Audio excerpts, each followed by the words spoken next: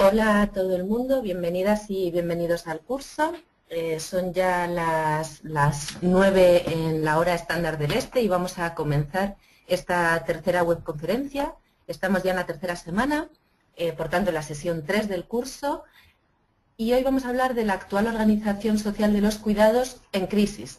Lo hemos puesto entre paréntesis para preguntarnos en qué sentido hablamos de crisis.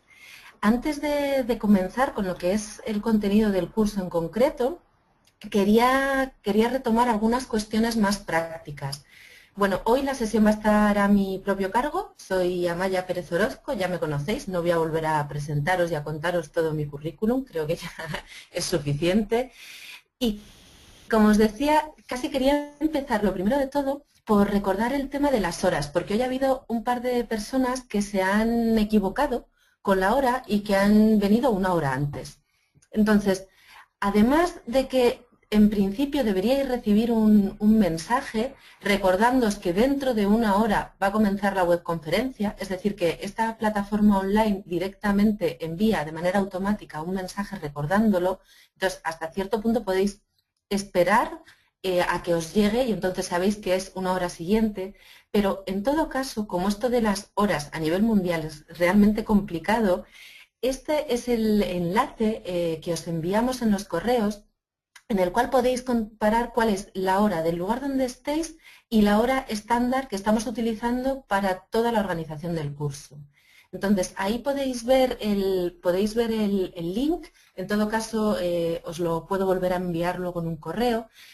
Una de las posibles maneras de comparar la hora sería aquí en esta página poner, por un lado, seleccionar Nueva York como la ciudad de referencia, porque la hora estándar del este, EST, es la hora de Nueva York, y luego seleccionar vuestra ciudad, cualquiera que sea. Y después le hacéis clic en Show Timetable y entonces os va a salir esto. Es decir, una comparación entre la hora en Nueva York y la hora en el lugar donde residáis. Y ahí podéis ver si la webconferencia es a las 9 en Nueva York, en Madrid, que es donde estoy yo, y por eso lo he seleccionado. En Madrid serían las 15 horas, las 3 p.m. Entonces, por favor, cada vez que tengáis dudas, esta es una de las formas en las cuales podéis resolver cualquier duda sobre las horas estándar del curso. Por otro lado, queríamos también hoy introducir una serie de novedades en el funcionamiento del seminario online, de esta webconferencia. Creemos que ya habéis estado, alguna gente que habéis llegado un poquito antes viéndolo, ahora voy al tema de los sondeos, pero bueno, por empezar desde lo más básico. Por un lado, tenemos la forma que hemos utilizado hasta ahora de hacer preguntas, comentarios, cuestiones, y lo que tenéis que hacer, ya sabéis, porque prácticamente todo el mundo lo habéis hecho en algún momento, tenéis que hacer clic sobre el símbolo de más, de plus, que hay al lado de, bueno, aquí lo pone en inglés, questions, probablemente en vuestra consola, si lo habéis escogido que esté en español, ponga preguntas. Entonces, en primer lugar, tenéis que desplegar dándole al más en preguntas. Y entonces ahí os aparece este espacio en blanco en el cual podéis escribir vuestra pregunta. Entonces escribís en cualquier momento de la sesión, podéis escribir preguntas. Lo que vamos a hacer es dejarlas para el final para responderlas. Pero si se os van ocurriendo cosas que queréis comentar, las podéis ir escribiendo y ahí quedan. Al final las retomamos. En todo caso, acordaos de dar al Enter para que la pregunta aparezca. Es decir, no basta con escribirla, sino que hay que enviarla. Bueno, este es el modo que hemos utilizado hasta ahora. Vamos a la novedad. Hoy vamos a intentar, a ver qué tal nos funciona, que podáis hablar, que podáis escuchar a alguien más, además de a Clemencia, a mí y al resto de personas invitadas. Que podamos escucharnos unas a otras, otros a unos, ¿no? Entonces, para esto, para poder organizarnos, digamos, la manera es pedir la voz, pedir la vez, ¿no? Pedir la palabra. Y para pedir la palabra lo que hay es un simbolito, como una mano que se levanta, que es donde, mira, Vera, Vera ya ha pedido la palabra. En principio la idea es igual, La idea sería más bien no que vayáis pidiendo la palabra en cualquier momento, sino que pidáis la palabra cuando empecemos la sesión de preguntas y dudas. ¿De acuerdo? Entonces, lo que es escribir, escribid en cualquier momento, pero lo que es pedir en concreto la palabra cuando ya abramos, digamos, la sesión oral para compartir entre todo el mundo. Creo que es relativamente fácil. Vamos a ver cómo funciona. En ese momento, cuando os vayamos dando la palabra, quitaremos el silencio de vuestros micros, es decir, permitiremos que se os pueda escuchar de una persona en una persona, no todo el mundo a la vez, porque entonces sería, digamos, problemático a nivel de excesivo ruido, de ecos, etc. Entonces os iremos dando la palabra de una en una. Y si hubiese problemas con el audio, os pediríamos que hagáis una comprobación de audio y volváis a pedir la palabra más tarde, en vez de estar todo el mundo esperando a que cada quien vaya solucionando individualmente los problemas de audio. De todas maneras, cuando entráis en el seminario, suele decir, mientras se espera, ¿quiere hacer una comprobación de sonido? Pues no sé si todo el mundo lo habéis hecho, lo ideal es que hagáis la comprobación de sonido antes de que empiece el seminario, ¿de acuerdo? Y la tercera forma de interactuar que vamos a utilizar hoy, a ver qué tal, son los sondeos. Pequeñas preguntitas para que nos sintamos un poco un grupo vivo, digamos, para que no sea esto un monólogo excesivamente unidireccional por parte del centro de formación, sino para que todo el mundo podáis de alguna manera participar. Entonces, vamos a ir intercalando algunas pequeñitas encuestas, digamos, que nos sirvan, pues eso, para sentirnos como grupo vivo, pero también para ir testeando un poco por dónde van nuestras ideas, nuestros pensamientos. Entonces vamos a hacer un primer sondeo de calentamiento en el cual vamos a preguntaros desde qué región del mundo nos estáis acompañando. Entonces vamos a ver si yo lo hago bien, porque para mí también esto es novedad. A ver, ahí debería aparecer en vuestras pantallas la posibilidad de hacer clic sobre aquella región del mundo en la cual, desde la cual estáis ahora mismo conectados. Entonces, por favor, si votáis, ya veo que estáis votando, el 27% ha votado, 64, 73, todavía nos queda alguna persona por votar, 82, alguien no ha votado aún, alguien no ha votado, vamos a esperar un poquitín y si no, probablemente se trate de alguien que ahora mismo no está... Bueno, pues vamos a cerrar ya el sondeo. Y a ver si puedo compartir con vosotras y con vosotros el resultado del sondeo. Creo que está en ello todavía. ¿Puede ser? A ver, os diré de momento que el 33% está en América del Norte, el 33% está en América Central y el Caribe, el 11% está en América del Sur y el 22% está en Europa. Y creo que ya sé lo que me está pasando, pero ahora mismo, Leslie, no sé cambiar, que estoy compartiendo mi aplicación en vez de compartiendo mi pantalla y entonces creo que no hay manera de compartir el resultado de esta votación. Voy a... un momentito, disculpad. No, Amaya, estoy viendo, está todo cierto. Pero... y no sé Ahora, muy bien... ahora eso es solo esconder. No sé cómo puedo compartir... Ajá. Bueno, por un lado nos dicen que hay una persona que aparece que digamos, ha ingresado 2 veces, entonces no puede votar 2 veces, pero por eso siempre nos va a aparecer como un 82%. Leslie, no sé muy bien cómo... Ok, voy a esconder. Puedes continuar con su presentación.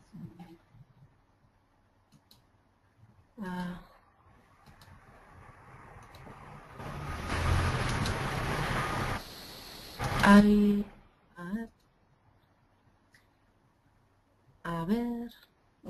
creo que ya lo hemos solucionado, ¿eh? Disculpad. Sondeo de calentamiento, habéis votado todo el mundo muy bien y yo he tenido más problemas para compartir los resultados con todas vosotras. Vamos a ver si aquí puedo. Efectivamente, creo que ya estáis viendo los resultados y que ya tengo el control para volver de nuevo a la presentación. Bien, efectivamente, aquí estamos. Bueno, esta es la tercera manera de participar. Os recuerdo, por tanto escribir las preguntas en cualquier momento, como una vez que terminemos levantar la mano, como hacer este tipo de sondeos. Vamos ya a lo que es el contenido de la sesión, que si no se nos va demasiado el tiempo. En primer lugar, hoy quería retomar, quería no tanto centrarme únicamente en lo que es el contenido del documento de lectura 3, aunque sí, por supuesto, esto va a ser como digamos, el eje conductor o el contenido central de la webconferencia, pero también retomar algunas otras cositas. Entonces, en primer lugar, quería retomar la noción de sistemas de cuidados. De ahí pasaremos a ver cuáles son los pilares de la organización social del cuidado a día de hoy, que como diremos, como dice el documento de lectura, y de hecho, como hemos dicho ya, son dos: el trabajo no remunerado de las mujeres en los hogares y el empleo de hogar. A pesar de las diferencias enormes entre países, entre regiones, estos dos elementos son bastante transculturales y compartidos por diversos espacios. A partir de ahí plantearemos la pregunta de qué crisis estamos hablando cuando hablamos de crisis de los cuidados, cuando afirmamos que existe una crisis de los cuidados a día de hoy. Y luego ya pasaremos a las preguntas y al debate. Entonces, en primer lugar, con la noción de sistemas de cuidados. Ojo, aquí estamos utilizando la noción de sistemas de cuidados en un sentido un poquito distinto al que, en un sentido diferente al cual lo habéis utilizado algunas personas a la hora de responder en el foro 2, en el foro de discusión. Cuando habláis de sistemas de cuidados, un par de personas, Herminia creo y no sé si alguien más, se refería a un conjunto de políticas de cuidados articuladas entre sí, es decir, al rol explícito y expreso del Estado en términos de cuidados de manera un poco articulada, como por ejemplo el sistema de cuidados de Uruguay, del cual nos hablaba el otro día Karina. En un sentido más amplio, hemos hablado de sistemas de cuidados para referirnos a la manera en la cual se resuelven el conjunto de los cuidados, incluyendo al Estado, pero incluyendo también a otros actores sociales, a los hogares, a los mercados, etcétera, a la comunidad, a ese diamante del cuidado, esos 4 proveedores posibles, esos 4 escenarios de cuidados. Entonces, en primer lugar, esta cuestión. Podemos hablar de sistemas de cuidados refiriéndonos a un conjunto articulado de políticas públicas de cuidados o, en un sentido más amplio, la idea de sistemas de cuidados como la conjunción de dos cosas. Por un lado, de lo que es la organización material de los cuidados, la organización social del cuidado, que lo venimos llamando, pero esto también acompañado, y aquí quería centrarme muy poquito, pero sí mencionarlo, de un elemento que tiene que ver con los imaginarios, y a los imaginarios creo que se refería Hilda en su respuesta en el foro 2, los imaginarios en torno a los cuidados. Dicho de otra forma, los cuidados no son nada concreto e inmutable. Los cuidados no son, digamos, como la producción de arroz. El cuidado no es como el arroz. En primer lugar, los cuidados hay que preguntarse qué son, qué es cuidar, qué se entiende por cuidar y qué se entiende por cuidar bien. Porque el concepto de qué es cuidar y qué es cuidar bien cambia muchísimo de unos lugares a otros, de unas culturas a otras. Por supuesto, cambia también las concepciones sociales sobre quién se considera que debe cuidar, a quién debe cuidar, quién es, por tanto, un receptor posible de cuidados, dónde se debe cuidar, cómo se debe cuidar, a cambio de qué hay que cuidar. Todo esto son un conjunto de discursos, de unos elementos discursivos, unos imaginarios que van a definir luego cómo se concreta eso a nivel material. Esta concepción social de los cuidados está en directa relación con un sistema de normas, con la moralidad predominante, con la religión también, e implica también un sistema de sanciones. Al mal cuidado se lo sanciona y se lo sanciona de distinta forma o a distintas maneras de cuidar, porque lo que es cuidar mal cambia el concepto mismo. Por tanto, es contextual y es diversa. La concepción social del cuidado es sumamente diversa. Por supuesto, por países, a lo largo del tiempo, pero también en un mismo momento y lugar pueden coexistir distintas concepciones sociales del cuidado por clase social, por etnia, por cultura. De todo esto habló mucho Janine Anderson en la segunda webconferencia en el curso en inglés, que vamos a intentar compartiros para aquellas personas que sí que entendáis inglés. De aquí una de las preguntas centrales es cuál es la concepción social del cuidado que está detrás de una determinada articulación de las políticas públicas. Es decir, las políticas públicas responden a una determinada cultura del cuidado. Entonces, ¿se está imponiendo una cultura del cuidado ahogando otras? ¿Se está respondiendo a la variedad de culturas del cuidado? ¿Hay culturas del cuidado que se consideran inadecuadas y otras adecuadas? Y Janine ponía ella misma este ejemplo de los niños y niñas que cuidan como un asunto de fuerte desacuerdo entre los diversos sistemas de cuidados a nivel mundial. En algunos lugares del mundo se considera perfectamente legítimo que un adolescente o un niño, incluso una niña sobre todo, cuiden a hermanos más chicos, ayuden en las tareas del hogar. En otros lugares se considera que esto es poco menos que explotación y desde luego es mal cuidado. Entonces, vamos a pasar a ver ahora qué tal se nos da a este otro sondeo y vamos a preguntaros qué opináis las personas que estáis ahora mismo en el curso. ¿Qué opináis sobre el hecho de que las niñas y los niños cuiden? ¿Os parece adecuado, conveniente? ¿Sí con límites? ¿No? Porque deberían vivir la infancia en libertad o depende del contexto. A ver si os animáis a votar.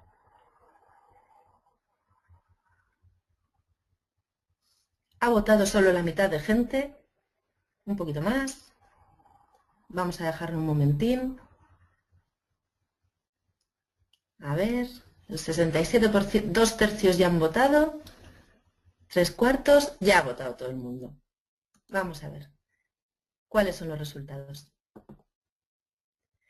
A ver, al 9% le parece bien que niñas y niños cuiden, al 36% no, un no, digamos, contundente, y a un poquito más de la mitad le parece que depende del contexto, depende, por tanto, de la cultura del cuidado.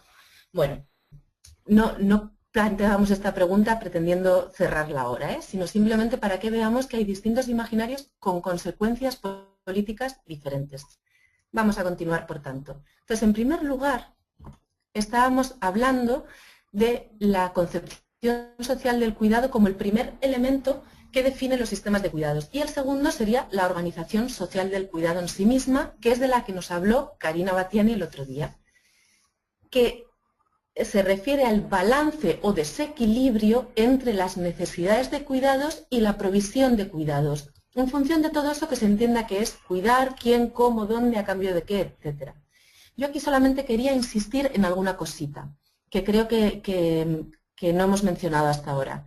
En primer lugar, que las necesidades, además de estar definidas por la cultura del cuidado, están sumamente definidas también por ese posible equilibrio, digamos, entre necesidades y provisión, por cuál sea la distribución de los cuidados. Decíamos sobre todo que si personas adultas con capacidad de cuidarse a sí mismas y de cuidar a otras personas en situación de dependencia no lo asumen por una cierta construcción social, entonces la posibilidad de conseguir un balance es muchísimo más remota que si hay una distribución equitativa, una corresponsabilidad entre todo el conjunto social.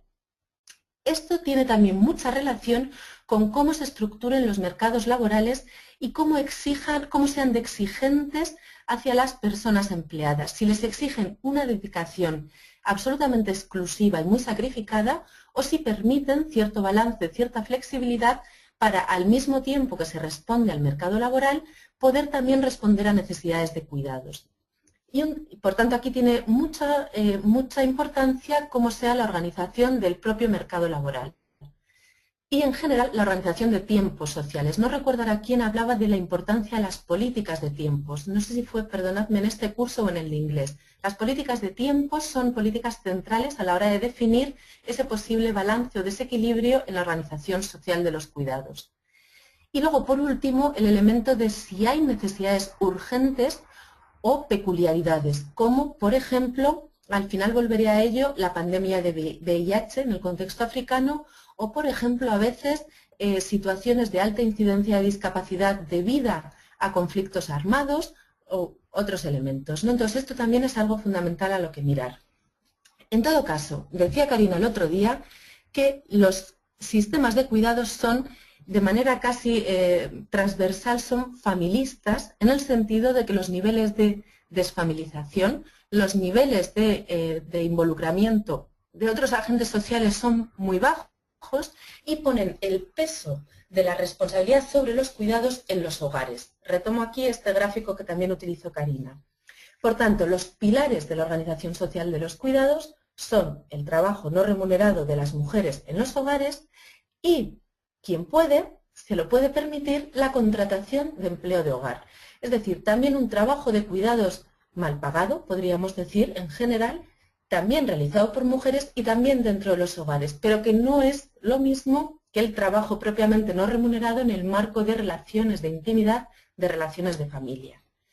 Vamos a detenernos brevemente sobre todo en el primero, porque en el segundo, el del empleo de hogar, después de dudarlo un poco, decidí dejarlo para la sesión que vamos a tener, la webconferencia, que también estará a mi cargo sobre cadenas globales de cuidados. Entonces, trabajos no remunerados de las mujeres en los hogares. En primer lugar, la manera en que se establecen estos arreglos del cuidado, la manera en que se organizan estos trabajos no remunerados, viene directamente vinculada por sistemas de género y también, como se ha mencionado, sobre todo en el foro de discusión 1, por sistemas de parentesco. E incide aquí mucho ese imaginario familista que el lugar donde mejor se cuida y donde se debe cuidar es en la familia. Ahora bien, los hogares son diversos. Cuando pensemos en hogar, no tenemos que pensar que estamos hablando siempre de matrimonios heterosexuales con hijos e hijas a su cargo. Los hogares son sumamente diversos y este tipo de familias nucleares, de hecho, en las últimas décadas ha tenido un importante declive. Entonces, depende de países, los tipos de hogares predominantes son unos u otros, pero en todo caso siempre tenemos que estar alertas a entender la diversidad y, por tanto, las distintas condiciones en las cuales los distintos hogares establecen los cuidados. No es lo mismo los hogares extendidos, donde conviven múltiples generaciones, a un hogar monomarental, por ejemplo. Entonces, hogares diversos. En tercer lugar, esta idea que es sumamente importante, los hogares no pueden ser cajas negras, hay que descajanegrizar los hogares, hay que bucear en conocer qué ocurre, qué sucede dentro de las casas. Muchas veces tomamos los hogares como si fueran un lugar armonioso donde todo se comparte en amor y en armonía, valga la redundancia. Por ejemplo, muchas políticas de combate a la pobreza entregan prestaciones a los hogares dando por hecho que en el hogar se van a repartir de manera equitativa. Y esto, sin embargo, no suele ser así. Los hogares son, como veremos en la sesión 4, escenario de conflicto cooperativo. Entonces tenemos que entender los procesos intrahogar. Hay que adentrarse en ello. Y aquí, como decía Karina, las encuestas de usos del tiempo son grandes aliadas. Aún así, yo sí que quería insistir en que las encuestas de usos del tiempo, si bien son grandes aliadas y sumamente útiles, tampoco son perfectas. Es decir, que no tenemos que recurrir a la idea de los números de lo cuantitativo como si fuera una verdad absoluta e inmutable. Entre otras de las debilidades o de los problemas que tienen las encuestas de usos del tiempo, yo quería señalar, en primer lugar, la cuestión de a qué vamos a llamar trabajo y a qué no. Y esto tiene que ver también con la concepción social del cuidado. Entonces, hay determinadas actividades que pueden estar en el límite de aquello a lo que llamemos trabajo. Por ejemplo, jugar con los niños. ¿Es trabajo o no es trabajo? Si juegas con los niños pero al mismo tiempo estás viendo tú una película en la televisión, ¿es trabajo o no es trabajo? Esto es un elemento, es digamos una decisión social que hay que tomar. ¿A qué llamar trabajo? Una vez que hemos tomado esa decisión, se presenta el siguiente problema. ¿Cómo medir ese tiempo de trabajo? Y aquí hay dificultades metodológicas que se pueden abordar y se pueden ir solventando, referidas a lo difícil que es decir también a qué dedicas cada minuto de tu tiempo, o recoger a qué dedica cada minuto de su tiempo la gente. Pero también tiene que ver con que hay dimensiones que es difícil captarlas. Por ejemplo, la simultaneidad de tareas. Si estás vigilando a un menor que está a tu cargo para que no le suceda nada y al mismo tiempo estás cocinando, muchas encuestas de usos del tiempo, por ejemplo, recogerán solo el trabajo de cocinar y no el trabajo de cuidado directo sobre ese menor.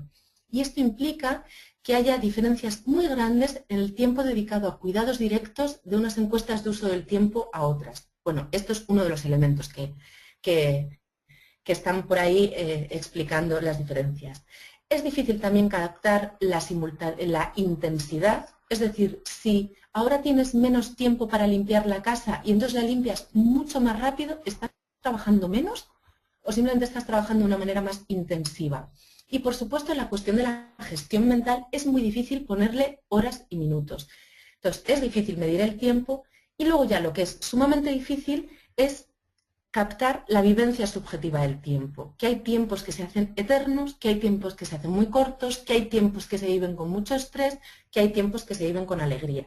Entonces, las encuestas de usos del tiempo conviene compaginarlas con metodologías de corte más cualitativo para poder captar estas cuestiones. En todo caso, son grandes aliadas.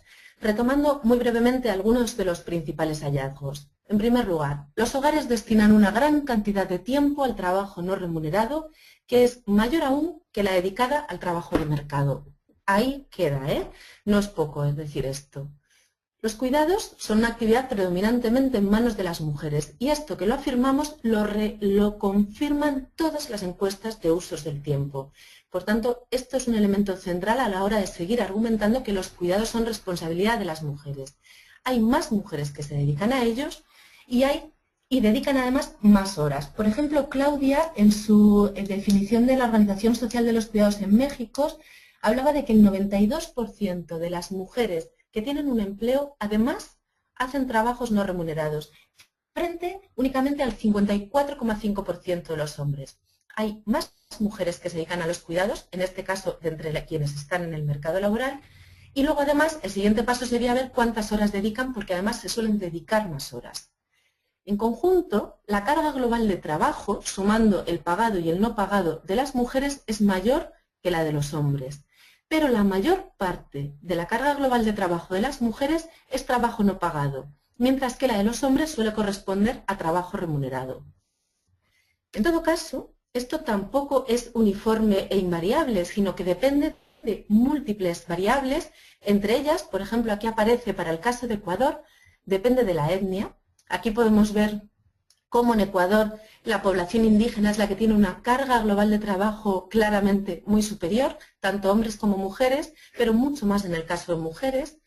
Y también depende mucho del ámbito rural o urbano. En los cuidados muchas veces tenemos un sesgo fuerte hacia su comprensión en el ámbito urbano. Y una pregunta fundamental es, ¿qué está pasando en el ámbito rural?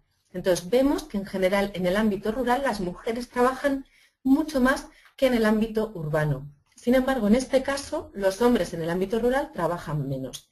En todo caso, hay que buscar las variables que explican la distinta carga laboral y la distinta distribución del tiempo de trabajo en los diferentes lugares. Un elemento también importante, un elemento fundamental es la disponibilidad de infraestructura. Esto marca muchísimo las horas que se tengan que dedicar a trabajar gratis para resolver las necesidades del hogar. Aquí podemos ver el caso de Colombia. Por ejemplo, preguntando, en función de la pregunta de si el hogar dispone de servicio sanitario, los hogares que tienen un inodoro sin conexión, ahí las mujeres trabajan 34 horas semanales. Cuando tienen un pozo séptico, 36, cuando tienen alcantarillado, 25. El cambio es enorme. Lo mismo podemos verlo en términos de disponibilidad de agua, de electricidad, de otra serie de infraestructura. Sara Razavi, que dio la tercera webconferencia en el curso de inglés, que esperemos también que podáis acceder a ella quienes entendéis inglés, se preguntaba si el desarrollo económico favorece la corresponsabilidad en los cuidados. Y decía que no necesariamente, pero que uno de los elementos importantes es que el desarrollo económico permite disponer de financiación para mejorar las infraestructuras y que esto tiene un impacto directo en la carga de cuidados, y efectivamente lo tiene. Pero aquí quería señalar veis que las líneas moradas, que es el tiempo que dedican los hombres, permanecen bastante invariables en función de la infraestructura disponible para las precondiciones del cuidado. Y es que, y aquí le robo la expresión a Francisco Cosmontiel, quien dio la primera webconferencia en este curso de español, él decía que podríamos pensar en términos de un electrocardiograma. El tiempo que los hombres dedican a trabajo no remunerado viene principalmente demarcado por su sexo, por el hecho de ser hombres, que dediquen 5, 6, 10 horas de manera invariable a cambios en el ciclo vital, a tener hijos, no tener hijos, a los cambios en el estado civil, a los cambios en la disponibilidad de infraestructuras, a los cambios en el nivel educativo, a diferencias de clase social. El principal elemento que define la dedicación de los hombres al trabajo no remunerado es su sexo, mientras que en el caso de las mujeres hay un montón de elementos que lo definen, que tiene que ver con todo eso, con las condiciones en las cuales se puede cuidar, con las necesidades de cuidados a las que haya que dar respuesta, etc. Dicho de otra forma, podríamos decir que la responsabilidad de las mujeres en los cuidados es una responsabilidad viva, mientras que la de los hombres es una responsabilidad, en cierto sentido, muerta. Otra forma de medir el trabajo no remunerado en los hogares no es en términos de tiempo, sino en términos de dinero, las cuentas satélite. Aquí quería simplemente mencionar, por ejemplo, el caso de Ecuador, que acaban de lanzar hace 15 días su cuenta satélite de trabajo no remunerado en los hogares, por ponerlo únicamente como ejemplo. Y a partir de tanto de los datos en términos de tiempo como de los datos en términos de dinero, se pueden hacer comparaciones con lo que es el mercado que nos dan una idea de la relevancia sistémica de este primer pilar de la organización social de los cuidados. Podemos ver, por un lado, el porcentaje del Producto Interior Bruto que representa, que variará en función del método que utilicemos. Estas son tablas que están en el documento de lectura y como voy un poco retrasada no voy a detenerme. O podemos mirarlo en términos de tiempos. Es decir, si hubiera que convertir en empleos a tiempo completo, en trabajo asalariado a jornada completa, en el mercado laboral, todas las horas dedicadas a trabajo no remunerados, ¿cuántos empleos habría que crear? Esta es la pregunta. Y vemos, por ejemplo, columna azul de la derecha, que para suplir el trabajo no remunerado realizado por las mujeres, esto es en el contexto de España, realizado por las mujeres para cuidar a menores, había que crear 7 millones de empleos, cuando en ese mismo momento en el mercado laboral había ni siquiera 5 millones de empleos ocupados por mujeres. Entonces estamos hablando realmente de un volumen inmenso. Pero la cuestión con el trabajo no remunerado en los hogares no es solo lo voluminoso que es realmente impresionante, sino que es, como diremos en la sesión 4, el elemento último de reajuste del sistema económico, porque es donde se está asumiendo la responsabilidad de cuidar la vida. Vamos a hacer un sondeo para parar un momentín. ¿Existen encuestas de usos del tiempo y o cuentas satélite del trabajo no remunerado en los hogares donde viven? A ver, les lanzo la pregunta. Ahí, creo que ya pueden votar.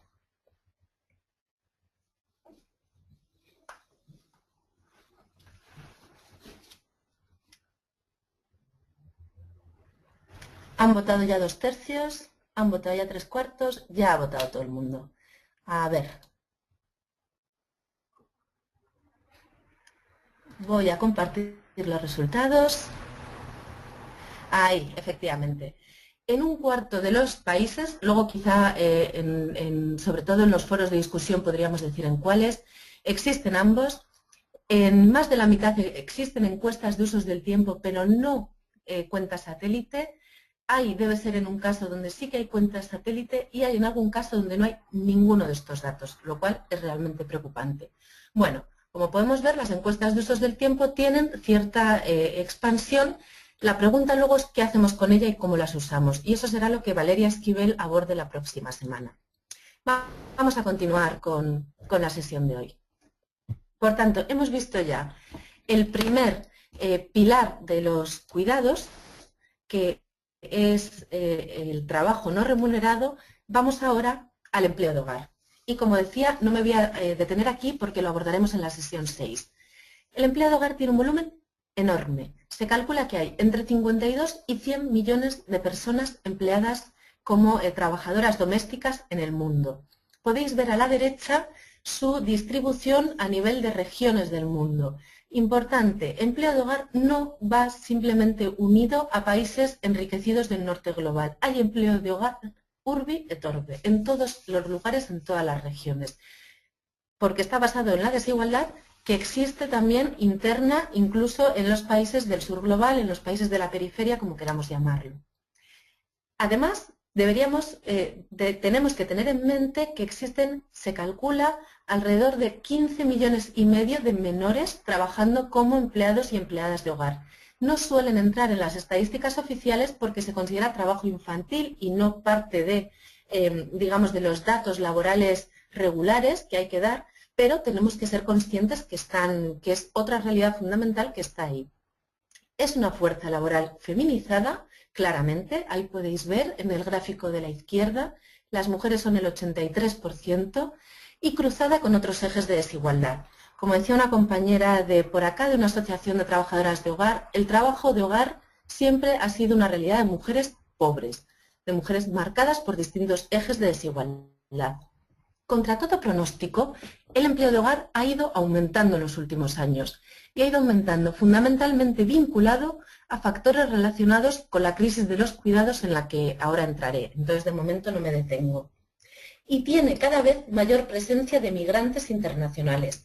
Siempre ha tenido presencia migratoria, pero de migración interna, del campo a la ciudad, de ciudades más pequeñas a ciudades más grandes, cada vez más está vinculado a la migración internacional. Por eso lo vamos a abordar más en la sesión de cadenas globales de cuidados.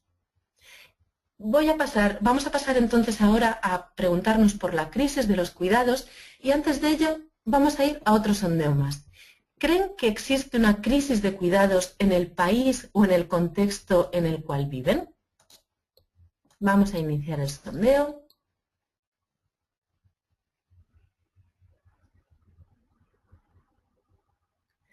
Madre mía, de momento, ha votado ya ha votado todo el mundo.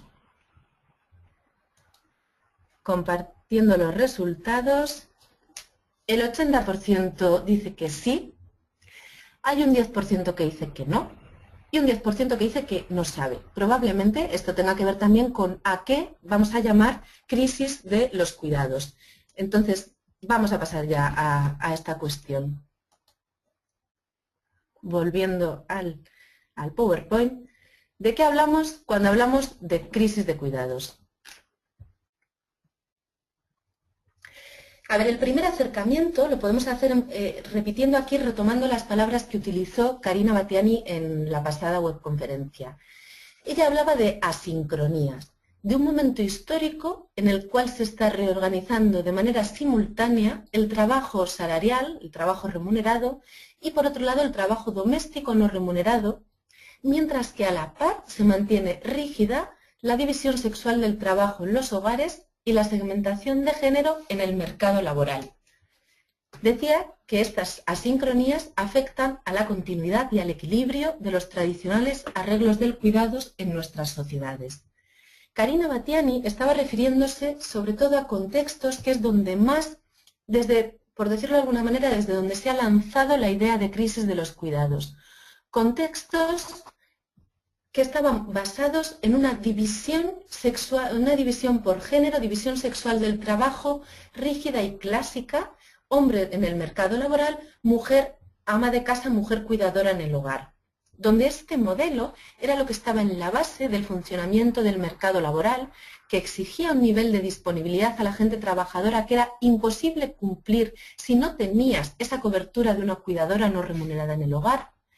Y se daba también por hecho en la estructura institucional, en el marco de organización y de prestaciones del Estado del Bienestar. Ojo que este modelo siempre ha sido una aspiración muy marcada por la clase social. No es que todo el mundo pudiera vivir bajo ese modelo, pero sí se aspiraba. Una aspiración de clase era poder ser señora D, poder dedicarse al hogar en vez de tener que ir, por ejemplo, a la fábrica, ¿no?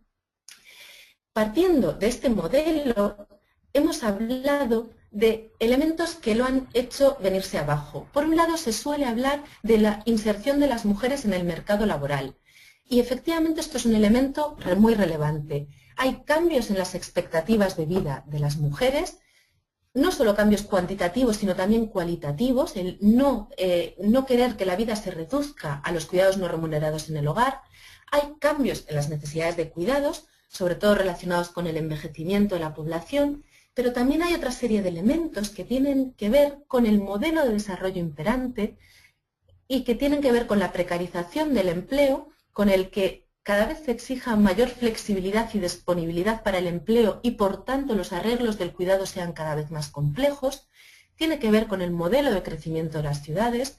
Cuanto más desaparezcan los espacios colectivos, por ejemplo, más peligrosas sean las ciudades, más grandes sean y por tanto más tiempo en desplazamiento se exijan, más se complican los arreglos del cuidado, y también con la pérdida de redes vecinales que nucleariza los cuidados en unidades cada vez más pequeñas. Todo esto implica que se quiebra el modelo. Y aquí la cuestión es que hay agentes que no asumen su responsabilidad. En primer lugar, el Estado, que no articula políticas de cuidados suficientes y que tampoco transversaliza objetivos de cuidados en sus políticas en general, y los mercados, las empresas, que siguen imponiendo ritmos y espacios de trabajo según sus necesidades y no respondiendo a las necesidades de los cuidados, y que incluso pueden ir decreciendo su contribución al seguro, sus contribuciones al seguro social, mediante los cuales se puedan financiar políticas de cuidados. Por tanto, mercados no nos referimos tanto a que los mercados hagan o dejen de hacer negocios, sino si están dispuestos a plegar ritmos y espacios laborales a las necesidades de cuidados de la población empleada y si están aportando contribuciones al seguro social.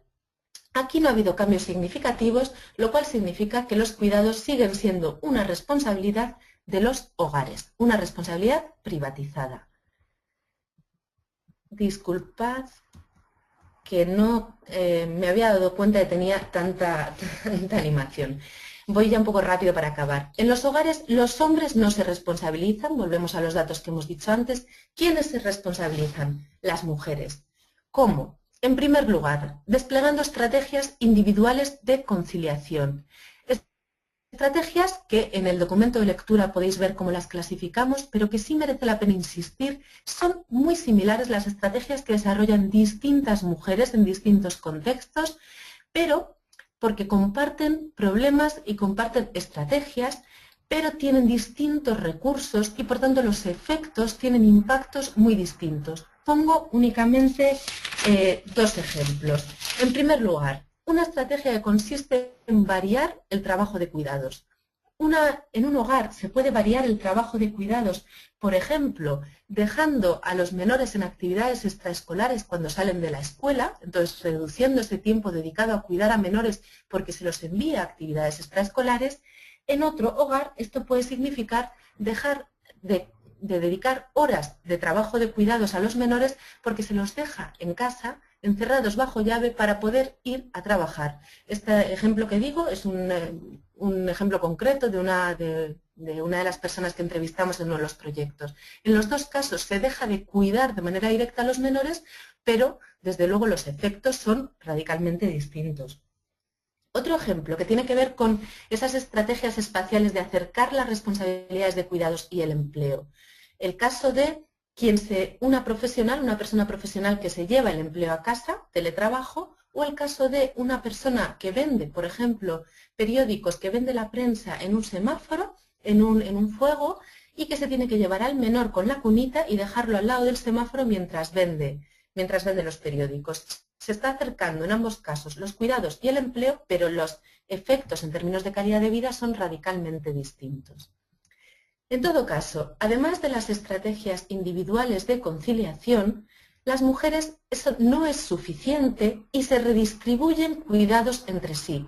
Por un lado, tirando de las abuelas, por un eje intergeneracional, y por otro lado, cada vez más, contratando empleo de hogar, por tanto, redistribuyendo cuidados en base a ejes de poder, de clase y de etnia. Y aquí se forman las cadenas globales de cuidados de las cuales hablaremos. En todo caso, nos referimos a crisis de los cuidados para hablar de una situación generalizada de cuidados precarios, de cuidados que son insatisfactorios o insuficientes o que no responden a los sentidos propios de lo que se desea. nos podemos hacer la pregunta de si la crisis de los cuidados es nueva o si cada vez es más visible porque la estamos nombrando, pero que no estamos tanto nombrando una realidad que antes no existiera. Por ejemplo, las mujeres de clase obrera en el norte global siempre han vivido estos problemas. Otra cosa es cuando afectan a las mujeres de clase media que tienen capacidad de articularla en términos políticos y de denunciarla. Entonces, hay factores novedosos, porque los hay efectivamente, pero más allá, la pregunta aquí es si la crisis de los cuidados es estructural en el marco del modelo de desarrollo actual, donde predominan las necesidades del sistema productivo sobre las necesidades de la reproducción social. Entonces, esta pregunta es central aquí. Más allá de la crisis de los cuidados, en estos contextos que partían de esa división por género del trabajo rígida y clásica, y de la crisis de los cuidados en contextos donde el ámbito productivo va bien, donde los indicadores de mercado van bien, pero se siente que el cuidado de la vida no va bien, también podemos hablar de crisis de los cuidados en el marco de una crisis más amplia de reproducción social, y por crisis de reproducción social nos referimos a la imposibilidad de colmar expectativas de reproducción material y emocional, o de crisis de cuidados vinculados a situaciones de necesidad de cuidados extremas virulentas, donde estaría, entre otras, de manera clave la pandemia del VIH en África.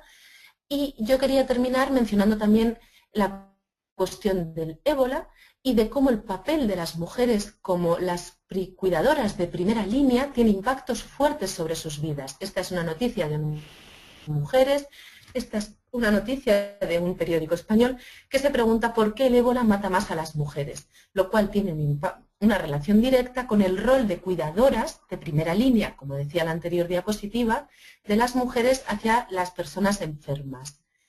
El último caso lo dejo ya aquí, ya es hora, disculpadme que me he alargado, y vamos a pasar ya a las preguntas, tanto como decíamos las escritas, como en otras sesiones, como las orales. Así que si alguien quiere hablar, que levante la manita, creo que lo podéis ver, ahí de todas maneras está señalado.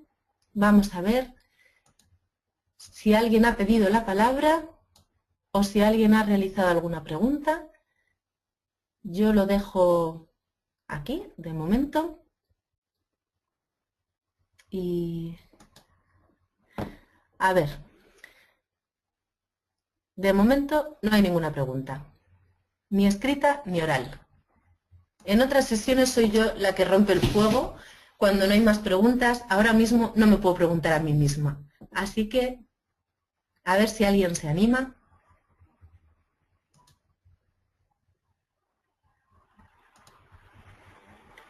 Nadie tiene nada que decir, que preguntar.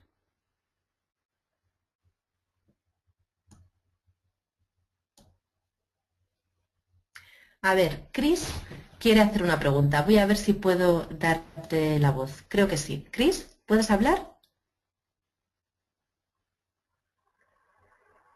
No te escuchamos.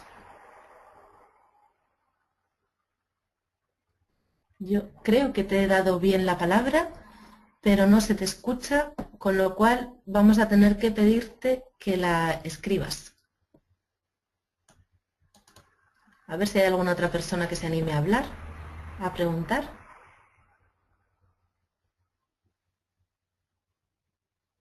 A ver, Amalia también. A ver si logro dar la palabra a Amalia o soy yo la que no lo estoy haciendo bien. A ver, Amalia, te intentamos escuchar.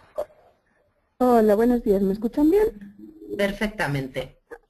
Un poco mi duda era con respecto a lo último que planteaba sobre si la crisis de los cuidados es algo nuevo o es que simplemente ahora se visibiliza un poco más. Entonces era como un poco si ustedes tienen como alguna información respecto a lo que decías, es algo que realmente las mujeres trabajadoras de clase media siempre han vivido. Entonces, un poco si tienen como más información respecto a esa última duda que planteabas o si también tiene que ver con que cada vez más mujeres se están involucrando al mercado laboral, entonces eso hace como mucho más, que afecte mucho más el tema de los cuidados y que efectivamente repercuta mucho más en la vida de las mujeres. O sea, si pudieras ampliar un poco respecto a esa última pregunta que planteabas.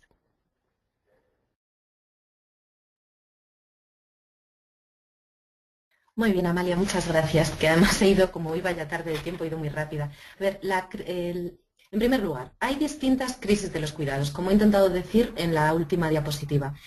La crisis de los cuidados, sobre todo, se ha conceptualizado, se ha pensado y se ha abordado desde contextos en los cuales el ámbito del mercado iba más o menos bien y funcionaba esa división sexual del trabajo más clásica, más estricta.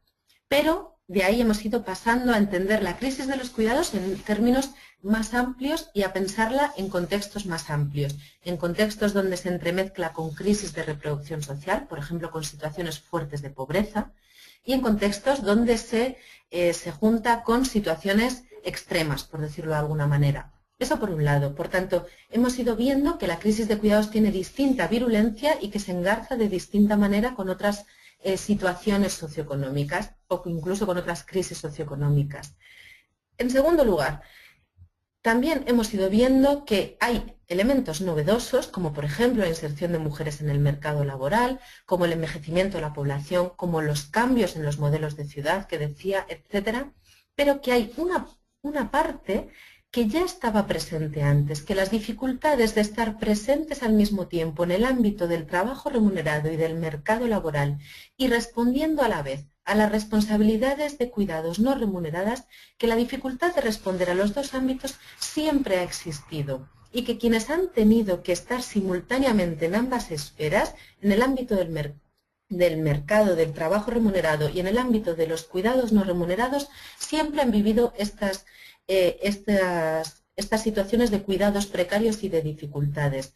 Mujeres de clase obrera en el norte global, las mujeres de clase media se podían adscribir a ese rol aspirado en términos de clase social de ama de casa, las mujeres de clase obrera no, con lo cual se enfrentaban a tener que cumplir como empleadas en la fábrica y al mismo tiempo como madres absolutamente anegadas en sus casas. Ya vivían la crisis de los cuidados, pero la crisis de los cuidados como idea se empieza a generalizar cuando más mujeres entran al mercado laboral y sobre todo yo diría, pero esto es un elemento de debate, cuando empiezan a afrontar estos problemas mujeres que tienen más capacidad de incidir en el debate político y en el debate público. Es decir, que también tiene que ver con quién sufre los problemas y con la capacidad de convertirlos en un asunto público, lo que otras veces se vive de manera privada.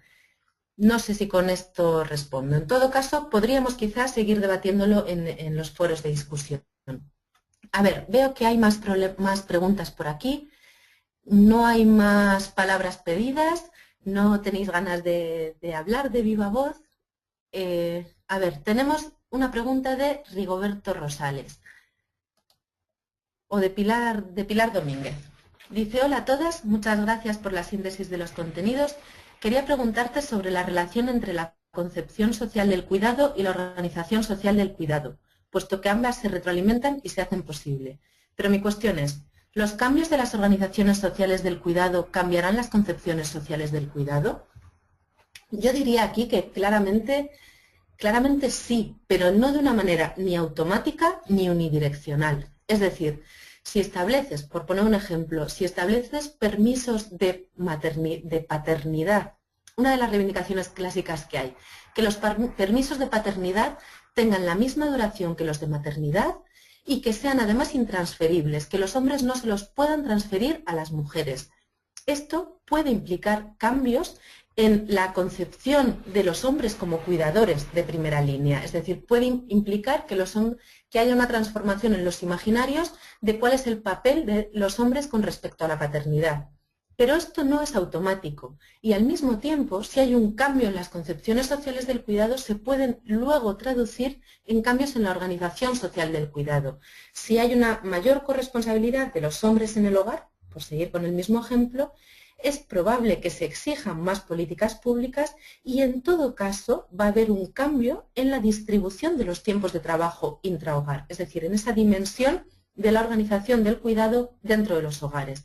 Entonces, son cambios que se tienen que producir simultáneamente. De hecho, hay una mujer, una profesora que dice que los cuidados no se pueden distribuir de manera más equitativa si no los revalorizamos, es decir, no puede haber un cambio en su organización si no hay un cambio en su concepción, pero al mismo tiempo Si no los hacemos, es decir, si no cambiamos la concepción y los valorizamos, no vamos a poder cambiar la organización distribuyéndolos de otra manera, porque si no están valorados la gente no quiere hacerlos, pero al mismo tiempo dice, si no los hacemos nunca vamos a saber lo que realmente valen, por lo cual si no cambiamos la organización no podemos cambiar la concepción social del cuidado. Dicho de otra forma, esto es una realidad en permanente retroalimentación, son dos patas entrelazadas.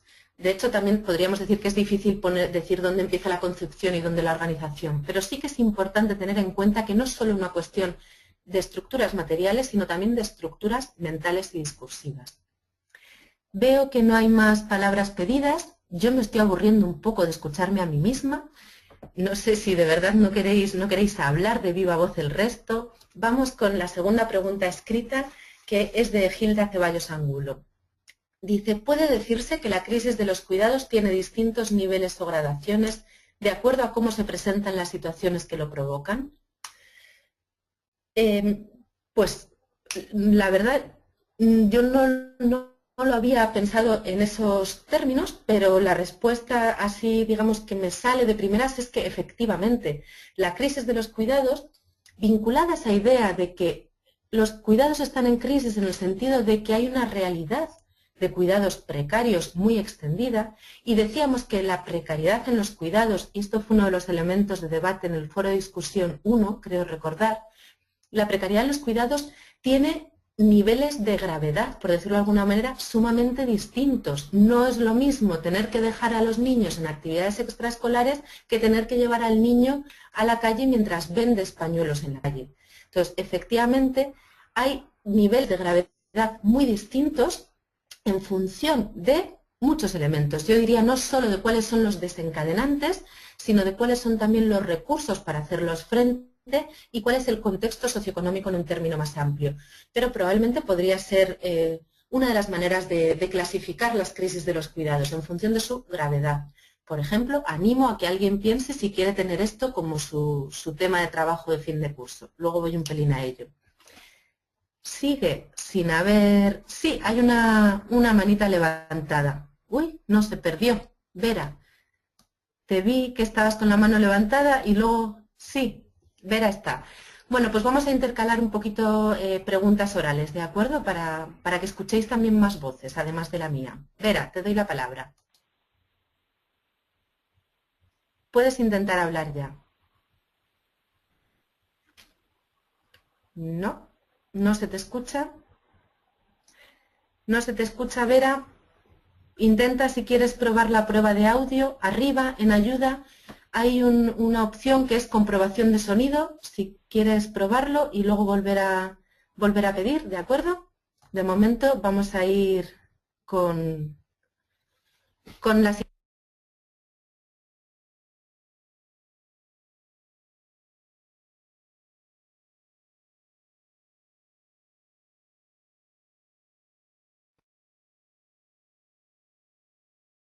Amaya,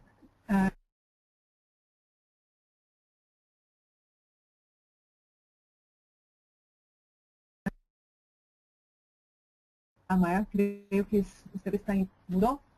¿Me escucha? Estaba hablando y no se me escuchaba. Y ahora sí, ahora estamos escuchando. Disculpad que he olvidado activar mi micrófono. He intentado dar la palabra a Vera, no sé si Vera me ha escuchado en ese caso. Vera, voy a intentar darte la palabra a ver si te oímos, que capaz no hablaste simplemente porque a quien no me oísteis fue a mí. Vera.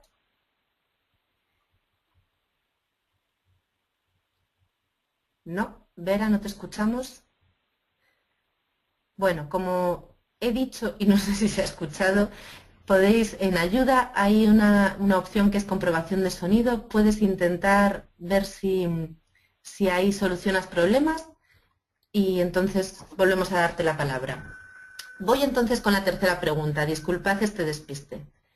Dice Blanca Nelis Membreño Castillo, que muy buena la exposición, digo yo que muchas gracias, y dice, cuando yo escucho sobre la crisis del trabajo, pienso inclusive en una crisis para la planificación de la maternidad de las mujeres que, aun conscientes de los derechos sobre decidir sobre el tema, se encuentran con la disyuntiva de preferir postergar este plan de vida porque no hay forma de conciliar el trabajo remunerado y el cuidado de los pequeños. Efectivamente, esta es una de las estrategias de conciliación, entre comillas, es una de las consecuencias más duras de la crisis de los cuidados, de esta situación de cuidados precarios y de la falta de corresponsabilidad, que a veces se clasifica como dentro de las estrategias de conciliación, entendida como una estrategia extrema, donde la imposibilidad de responder a las dos cosas se soluciona, entre comillas, renunciando a una de ellas, renunciando en este caso al cuidado de menores, renunciando a la maternidad. Esto puede tener distintas formas. Por ejemplo, puede tener en países del norte global o en países... Cuando digo el norte global me refiero a que hay muchos nortes repartidos en el mundo, ¿eh? No me refiero al norte en sentido clásico hemisférico. Puede ser efectivamente un descenso grande de las tasas de natalidad, que es sumamente problemático y está claramente demostrado que sucede, pero también puede tener que ver, por ejemplo, con el no poder reagrupar a los hijos. ¿Qué les sucede a las mujeres migrantes? Mujeres migrantes empleadas de hogar que no pueden reagrupar a sus hijos y que tienen que dejar el cuidado cotidiano a cargo de otras personas en el país de origen. O incluso más extremo, con tener hijos, mujeres migrantes, que no pueden cuidar porque tienen que someterse a un ritmo muy esclavo en el mercado laboral en los países de acogida y que envían de vuelta a sus hijos. O sea que no es solo el descenso de tasas de natalidad, sino una renuncia más amplia a la maternidad, efectivamente. Vera ha vuelto a pedir la palabra. Vamos a ver si ahora logramos que se te escuche. ¿Vera? ¿Vera? Parece que no hay manera. Creo que vamos a dejarlo para el próximo día. Vera, escríbenos tu pregunta, porque como yo me he alargado un poco, estamos un poquito demoradas, retrasadas. No te escuchamos, Vera. Bueno, vamos con la pregunta de Cris Pérez Vázquez, la cuarta. ¿Qué método recomendarías para hacer una aproximación a las cuentas satélite de servicios no remunerados sin una voluntad política por parte del Gobierno? No sé si entiendo demasiado bien. ¿Qué método recomendaría en general o si bajo la circunstancia de que no haya voluntad política? Voy a referirme al método en general. Y yo no soy una experta en cuentas satélite, con lo cual no tengo demasiada, digamos, no me siento la persona más legitimada para hacer esta respuesta. Creo que Valeria Esquivel en la próxima sesión puede ser una persona que responda mejor. En todo caso, en el documento de lectura se mencionan los métodos, sobre todo, del coste de reemplazo, con esa doble posibilidad del generalista y del especializado, y del coste de oportunidad. Por ejemplo, la encuesta de satélite de Ecuador, que recién han salido los resultados, como comenté antes, utiliza el método utiliza el método de reemplazo con una combinación de generalista y de especializado según para qué tareas. Hasta donde yo conozco, hay métodos que no los quisimos incluir en el documento de lectura porque son más complejos, pero que es importante que sepan que están, que son las tablas input-output, que no solo miden el tiempo que se dedica al trabajo, sino que también miden los productos que se obtienen de ahí. Lo que pasa es que esto implica saber mucho más cuáles son efectivamente la producción que se logra mediante ese trabajo no remunerado y también el consumo de bienes y de servicios que se necesita para generar esa producción. Es decir, el consumo desde de gas, bienes intermedios, etc. Entonces, son métodos mucho más complejos. Lo que yo no sé es qué nivel digamos, de concreción y de detalle de los procesos intrahogar requieren y cuán costoso es eso para un instituto de estadística. Entonces, no sé bien. Los métodos, por ejemplo, del coste de oportunidad, el problema que pueden tener es que valoran más el trabajo no remunerado de quien está mejor pagado en el mercado laboral que sobre el de otras personas. Por ejemplo, el trabajo no remunerado de los hombres vale más que el de las mujeres. Los problemas del coste de reemplazo generalista es que subvaloran. Entonces, cada método tiene sus peculiaridades. Este podría ser también otro de los temas para el trabajo final. A ver, no hay más manos levantadas, pero hay más preguntas escritas. Dice Claudia Peñas Paredes. Buenos días. Mi duda es aclarar si los sistemas de cuidados pueden comprenderse entonces como las políticas públicas y por otro como la organización de los 4 actores, Estado, mercado, comunidad, hogar, que intervienen en el cuidado o bien ambos elementos los constituyen. Es decir, ¿es posible hablar de sistema de cuidados de madres jóvenes, por ejemplo? A ver, en primer lugar, y aquí vuelvo casi a la sesión 1, la terminología en temas de cuidados, y esto fue también otro de los elementos que se discutió en los foros, no está demasiado consensuada. Los cuidados son un ámbito de incidencia, de conceptualización y de incidencia política relativamente reciente, y no está todavía demasiado, los marcos conceptuales y políticos no están demasiado consensuados aún. Entonces, no nos atasquemos en el nombre que ponemos a las cosas, sino que intentemos entender qué es el fondo, digamos, qué es lo que contienen. Por un lado, para entender cómo se organizan los conjuntos en la sociedad, o cómo organizan los cuidados en una determinada región, o cómo organiza los cuidados un determinado grupo social, como podrían ser las madres jóvenes, tenemos que atender a 2 cuestiones. Por un lado, a cómo piensan los cuidados, cómo los conciben, qué cultura de los cuidados tiene ese país, esa región, ese grupo social, y al mismo tiempo a cuál es el balance entre las necesidades de cuidados y la provisión de cuidados, entendiendo que la provisión puede venir de distintos sitios, puede venir del Estado, puede venir de empresas, puede venir de la comunidad o puede venir de los hogares. Y ver entonces el balance sobre el papel de cada uno de esos actores para cubrir esas necesidades. Esto es, digamos, como esa doble mirada a la concepción y al balance entre necesidades y proveedores, digamos, a la organización o los arreglos del cuidado, puede ser a lo que llamemos sistemas de cuidados. Pero lo importante, insisto, no es tanto la etiqueta, sino ser conscientes de que hay que atender a esa doble dimensión. Por otro lado, si nos ponemos en el ámbito de políticas públicas, hay en países donde se está hablando de sistemas de cuidados, como se puede hablar, por ejemplo, de un sistema de seguro social o como de un sistema sanitario o de un sistema educativo. Es decir, como un conjunto de políticas públicas articuladas, que tienen cierta coherencia, que tienen ciertos objetivos comunes, que tienen cierta estructura pensada y definida para resolver determinadas necesidades, en este caso de cuidados. Un sistema sanitario resuelve necesidades de salud, un sistema educativo, necesidades de educación. Un sistema de cuidados serían un conjunto de políticas públicas articuladas para responder a determinadas necesidades de cuidados. Pero aquí estamos hablando de sistemas de cuidados en un sentido distinto al que decía anteriormente. Insisto que da un poco igual.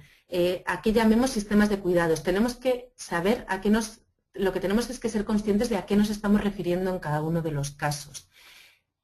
Y hay países donde, insisto, como el caso de Uruguay, se habla de sistemas de cuidados.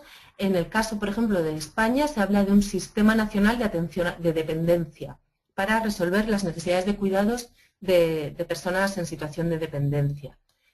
No sé si con esto respondo. Insisto que en los foros o en el mail o en las horas de tutoría, que hasta ahora nadie utilizó, pero ahí están, podemos ir resolviéndolas. No veo más preguntas en pantalla, pero si no me equivoco, había una pregunta de Rigoberto que decía... no había ninguna pregunta de Rigoberto. ¿No tenemos más preguntas entonces? Dice Vera que no hay manera, que no ha logrado hablar. Tampoco ha logrado hablar Pili. ¿No hay ninguna otra pregunta? Espero un momentín y si no ya, porque ya nos hemos pasado de la horita. ¿No hay más preguntas? Bueno, pues si no tenemos más preguntas, vamos con el cierre del curso. Recapitulando, la grabación de esta sesión, como otras, estará a su disposición en la plataforma del curso, en el sitio web, en 2 lugares, tanto en la sección correspondiente a la semana número 3, como en la sesión en sí misma que se llama webconferencias. están colgadas tanto lo que son las grabaciones en sí como un PDF con los PowerPoint, con las presentaciones, ambas cosas. Espero que no hayan tenido dificultades en encontrarlos. Si las tienen, me consultan, por favor. La siguiente webconferencia es el próximo miércoles, 19 de noviembre, a la misma hora que hoy, y la dará Valeria Esquivel, a quien me he referido varias veces a lo largo de la sesión, sobre cómo, por qué y para qué medir el trabajo doméstico y de cuidados no remunerado. Creo que ahí va a ser un buen momento para plantear algunas de las cuestiones que hoy preguntabais. Antes de terminar, por favor, quiero insistir en que a lo largo de esta semana, máximo el domingo 15, no, máximo, perdón, el sábado 15, hay que escoger el tema del trabajo final. Se ha abierto una herramienta dentro de la plataforma que sirve para escogerlo. De momento, al comienzo de esta sesión, solamente una compañera había escogido ya su trabajo. Recuerdo, en principio el trabajo está pensado como escrito e individual, pero puede realizarse otro tipo de trabajo. Por ejemplo, si alguien quiere hacer algún documento audiovisual, puede realizarse también un trabajo grupal, pero hay que acordarlo conmigo. Es decir, se tiene que aprobar. Y los temas, hay una lista de temas sugeridos bastante amplios, es decir, que luego hay que definirlos. Por ejemplo, la compañera que ya ha seleccionado el impacto de una política sobre los cuidados y se refiere a una política concreta, justo el sistema de dependencia, la ley de dependencia en el Estado español, pero si no quieren, no se tienen que limitar a ese listado de temas. Pueden escoger cualquier otro que consideren más conveniente o que les apetezca más, pero de nuevo tengo que aprobarlo yo, ¿no? Es decir, tenemos que tener cierta comunicación. Creo que esto es todo por hoy. Muchas gracias por acompañarnos a todo el mundo. Hemos estado más de la mitad del curso hoy. Hemos podido coincidir a pesar de las diferencias horarias. Gracias, insisto, a Dejan y a Leslie por estar ahí en el control técnico detrás y gracias a todas las personas participantes. Nos vemos, espero, en la plataforma a lo largo de estos días antes del próximo miércoles. Hasta luego, que tengan buen día.